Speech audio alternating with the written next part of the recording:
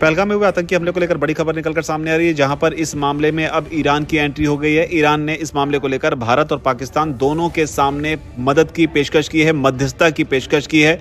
इसे लेकर ईरान के विदेश मंत्री हैं सैयद अब्बास, उन्होंने पेशकश की है। हालांकि इस बीच भारत ने सऊदी से भी बात की है। ईरान ने क्या पेशकश की वो पहले बताते हैं, फिर बताते हैं कि आखिर सऊदी से भारत की क्या बात हुई है। दरअसल ईरान के विदेश मंत्री हैं सैयद अब्बास, उन्होंने एक पोस्ट कर कहा है कि भारत और पाकिस्तान दोनों ही उनके लिए भाई जैसे हैं। वो दोनों ही देशों के साथ में सदियों पुराने रिलेशन रखते हैं और इसलिए वो भारत और पाकिस्तान दोनों को ही अपनी प्रायोरिटी लिस्ट में टॉप पर रखते हैं।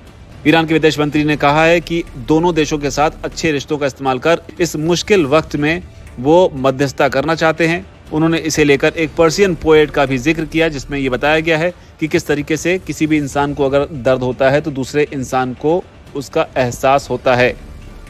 तो ईरान ने मध्यस्थता करने की पेशकश की है। हालांकि आपको बता दें कि इस आतंकी हमले से भारत बेहद गुस्से में है और जहां तक सवाल मध्यस्थता का है तो भारत कभी भी भारत और पाकिस्तान के बीच विवाद में मध्यस्थता को तरजीह नहीं देता है। इस बीच सऊदी से भी भारत ने बात की है, लेकिन सऊदी की बात जानने से पहले जो अभी अपडेट आ रही वो ये है कि असीम मुनीर, जो कि पाकिस्तान के आर्मी चीफ हैं, उन्होंने अपने परिवार को विदेश भेज दिया है। तो मीडिया रिपोर्ट्स के हवाले से ये बड़ी अपडेट आ रही है, जहां पर असीम मुनीर ने अपने परिवार को विदेश भेज दिया है। ये दावा किया जा रहा है भारत पाकिस्तान पर हमला करेगा, ऐसी आशंका के तहत पाकिस्तान में इस वक्त हलचल काफी तेज हो गई है। इस दौरान भारत ने सऊदी से भी बात की है। सऊदी के विदेश मंत्री फैसल बिन फरहान अल सऊद से भारत के विदेश मंत्री एस जयशंकर की जम्मू कश्मीर में पैदा हुए हालात को लेकर बात हुई है।